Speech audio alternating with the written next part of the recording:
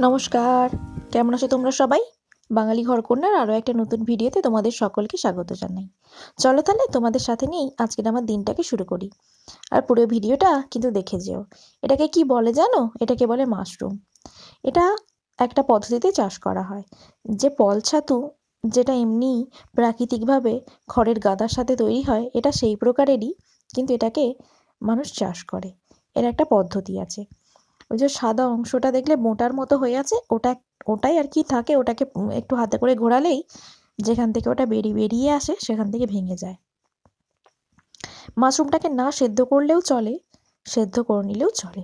আমি হালকা নুন হলুদ দিয়ে মাশরুমটাকে সেদ্ধ করে নিচ্ছি। আমি কিন্তু সেদ্ধ করে নেওয়ার পক্ষপাতী নই, তাও আর কি সেদ্ধ করে নিলাম। যেহেতু সবাই তো পছন্দ করে না, অনেকে আছে যারা সেদ্ধ করে নিয়ে করতে পছন্দ করে। আজকে আমি তোমাদের সাথে সেদ্ধ করেই দেখাচ্ছি রেসিপিটা।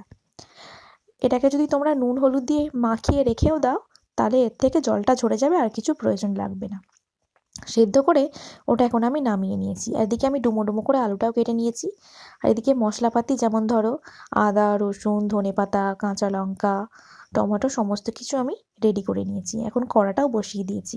আগে আলুগুলো একটু ভেজে নিই, তারপরে একে একে তোমাদের সাথে শেয়ার করতে থাকবো যে রান্নাটা আমি কিভাবে করব। দেখো আলুগুলো প্রায় ভাজা ভাজা হয়েই এসেছে। এবার আলুগুলোকে তুলে নেব। আলুগুলোকে তুলে মাশরুমগুলোকে একটু ভালো করে ভেজে নেব। আজকে আমাদের বাড়িতে দেখলাম গুঁড়ো লঙ্কাটা ছিল না, সেই জন্য ভাবলাম অল্প করে একটু লাল লঙ্কা দিয়ে দিই, ভাজা শুকনো লঙ্কা আর কাঁচা লঙ্কা থেতো করে দিয়ে দেবো। তাহলে যে আর গুঁড়ো লঙ্কার ঝামেলাটা থাকছে না। সেই জন্য মাশরুমটা ভাজার সময়ই আমি একটু শুকনো লঙ্কা দিয়ে দিয়েছি। এখন মাশরুমটা ভাজা হতে থাক, আর ওদিকে বলি মশলাতে আমি কি কি নিয়েছি। আদাটা, রসুনটা ভালো করে বেটে নিয়েছি। তার সাথে পেঁয়াজগুলোকে ছোট ছোট কুচি করে একটু থেতো করে নিয়েছি, আর টমেটোটার কুচি করে রাখা আছে। আর ওদিকে দেখো মাশরুম আর আলুটা হতে হতে আমি কিন্তু আটাটা মাখিয়ে রেখে দিলাম। এখন মশলাটা তৈরি করে নেব। প্রথমেই আমি তেল গরম করে একটু তেজপাতা দিয়ে দিয়েছি। তেজপাতাটা দিয়ে এর ওপরে আগে পেঁয়াজ কুচিটা দিয়ে দেবো। পেঁয়াজটা হালকা একটু ভাজা হয়ে এলে তারপর এর ওপরে তুলে দেবো টমেটোটা।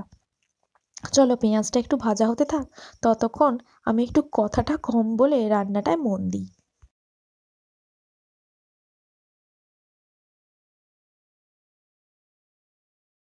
পেঁয়াজটা তো তুলে দিলাম। পেঁয়াজটাকে একটু ভালো করে খুন্তিতে করে নেড়ে দিয়ে তারপরেতে টমেটোটা অ্যাড করে দেব। দেখো পেঁয়াজটা লাল লাল হয়ে ভাজা হয়ে গেছে। এরপর আমি টমেটোটা দিয়ে দিচ্ছি।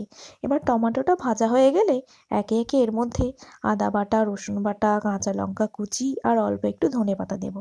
দিয়ে যতক্ষণ না মশলাটা ভালো করে ভেজে গিয়ে নয়, কী সব বলে দিচ্ছি দেখো, ভাজা হয়ে গিয়ে তেল ছেড়ে দিচ্ছে, ততক্ষণ আমি মশলাটা কষতে থাকবো।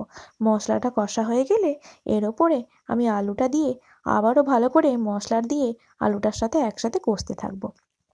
দেখো মশলাটা আমার তেলটা ছেড়ে দিয়েছে, বুঝতেই পারছো তোমরা নিশ্চয়ই।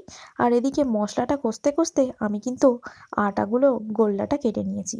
যেহেতু মাশরুমটা আর আলুটা সেদ্ধ হতে হতে আমি এদিকে রুটিটাও করে নেব। এইদিকে দেখো আলুটা দিয়েছি, দিয়ে এখন ভালো করে এটাকে একটু মশলার সাথে কষিয়ে নিই। এরপর মাশরুমটা অ্যাড করে আবারও 5 মিনিটের মতো ভালো করে কষিয়ে তারপর অল্প করে একটু জল আর ধনেপাতা দিয়ে এটাকে সেদ্ধ করার জন্য ছেড়ে দেবো। তোমরা যারা নতুন রান্না করতে শিখবে তাদেরকে একটা বলে রাখি, তোমরা ঘড়ি ধরে সময় দেখে দেখে রান্নাটা করো, তাহলে দেখবে কোনো সমস্যা থাকছে না। ধরো আলুটা ভাজলে 2-3 মিনিট ধরে, মাশরুমটা ভাজলে 3-4 মিনিট ধরে, সেদ্ধ করার জন্য রেখে দিলে 5 মিনিট কি 6 মিনিট। তারপরে যদি দেখো যে সেদ্ধ হয়নি, আরও 5 মিনিট নয় অপেক্ষা করবে। এইভাবে সময় দেখে দেখে রান্নাটা করলে তাহলে রান্নাটাকে আর কঠিন বলে মনে হবে না। দেখো ওদিকে আমি মশলার মধ্যে মাশরুম, আলু সমস্ত কিছু দিয়ে ভালো করে কষিয়ে নিয়ে এখন জলটা দিয়ে দিয়েছি। জলটা দিয়ে এর ওপর ধনেপাতাটা দিয়ে একটু চাপা দিয়ে রেখে দিই। যতক্ষণ না এটা সেদ্ধ হচ্ছে ততক্ষণ একদম লো ফ্লেমে করতে থাকবো। এই দেখো আমি এর মধ্যে ধনেপাতাটা দিয়ে দিয়েছি, দিয়ে এখন এটাকে চাপা দিয়ে দিই। আর আমার যে রুটিগুলো করতে বাকি আছে, রুটিগুলো আমি করতে শুরু করে দিই। তাহলে আমার দুটো কাজই ব্যালেন্স হয়ে গেল। একটা আমার সেদ্ধ হতে রইলো, আর আমার রুটিটা হয়ে গেল। আমার কাজটাও তাড়াতাড়ি হয়ে যাবে, আর আমাকে বেশিক্ষণ ধরে এক কাজ নিয়ে দাঁড়িয়েও থাকতে হবে না। এই কাজের টেকনিকগুলো মানুষ এমনিই শিখে যায়, এগুলো মানুষকে হাতে ধরে শেখাতে হয় না। যারা নতুন রান্না শিখছো তারা কিন্তু এই টেকনিকটা ফলো করতে পারো, তোমাদের কাজের অনেক সুবিধা হবে। ওইদিকে মাশরুমের তরকারিটা হতে হতে দেখো এখনও ফুটছে। আমার কিন্তু 3 থেকে 4টে রুটি করা কমপ্লিট হয়ে গেছে। এখনও মাশরুমটা কিছুক্ষণ হবে, আর আমি এর মধ্যে সামান্য মতো একটু গুঁড়ো মশলা বলতে গরম মশলা অ্যাড করে দিচ্ছি। যেহেতু আমি তেল গরমের সময় গোটা গরম মশলা দিইনি, তাই নামানোর সময় অল্প করে গুঁড়ো মশলাটা আমি দিয়ে দিচ্ছি। দেখো মাশরুমের তরকারিটা আমার কিন্তু পুরো হয়ে গেছে। মাশরুমের তরকারিটা আমি লো ফ্লেমে দিয়ে সমস্ত কিছু, মানে যতগুলো রুটি হয়েছে আমি কিন্তু সব রুটিগুলো করে নিয়েছিলাম। চলো তাহলে ভিডিওটা এখানেই শেষ করছি।